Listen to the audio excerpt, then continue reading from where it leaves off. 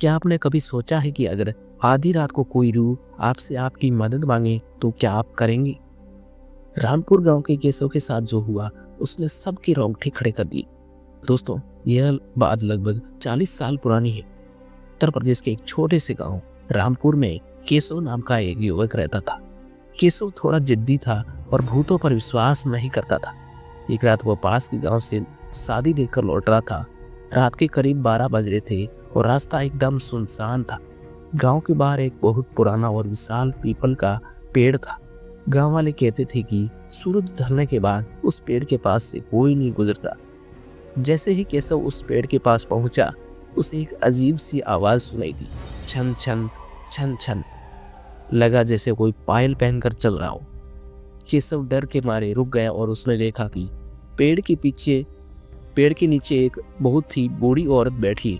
उसने सफेद रंग की फटी हुई साड़ी पहनी थी और वह जोर जोर से रो रही थी। केशव को दया आ गई। उसने पास जाकर पूछा, माई, इतनी रात को यहाँ क्या कर रही हो? बुढ़िया ने अपना चेहरा ऊपर उठाया। उसकी आंखें बिल्कुल सफेद थी और चेहरे पर झुर्रियां नहीं बल्कि गहरे घाव थे। उसने कांपती आवाज में कहा, बेटा, मेरी चांदी की एक पायल गुम हो गई है, क्या आप ढूंढ दोगे? अगर वो नहीं मिली तो मुझे मार डालेंगे। केशव ने इधर उधर देखा। उसे झाड़ियों में चमकती हुई एक पुरानी पायल दिखी। जैसे ही उसने पायल उठाकर बुढ़िया की तरफ बढ़ाई, उसने देखा कि बुढ़िया के पैर पीछे की तरफ मुड़े हुए थे। केशव के हाथ पांव ठंडे पड़ गए। केशव चिल्लाकर भागने ही वाला था कि बुढ़िया ने उसका हाथ पकड़ लिया। उसकी पकड़ बर्फ जैसी ठंडी थी। बुढ़िया रोते हुए बोली, डर मत बेटा, मैं तुझे कोई नुकसान नहीं पहुंचाऊंगी। बस ये पायल मेरे उस घर तक पहुंचा दे जहां आज बिजली जल रही है। तभी अचानक बिजली कड़की और बुढ़िया गायब हो गई। केशव भागता हुआ उस घर पहुंचा जहां रोशनी थी। वहां एक बूढ़ा आदमी था। केशव ने डरते डरते पायल दिखाई और सब सच बता दिया। वो बूढ़ा आदमी फूट फूट कर रोने लगा।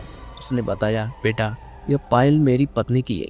20 साल पहले इसी रात को कुछ लुटेरों ने सिर्फ उसी चांदी की पायलों के लिए उसकी हत्या कर दी थी और उससे उसी पीपल के पेड़ के नीचे फेंक दिया। तब से उसकी आत्मा अपने दूसरी पायल ढूंढ रही है ताकि वह शांति से जा सके। दोस्तों, कहते हैं उस रात के बाद उस पीपल के पेड़ के पास कभी पायल की आवाज सुनाई नहीं दी।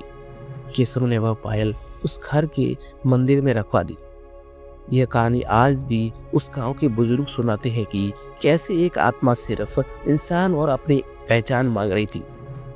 तो दोस्तों, यह एक स्वरचित, डरावनी और भावुक कहानी है जो हमें याद दिलाती है कि कभी कभी डर के पीछे एक दुखद सच्चाई छिपी होती है।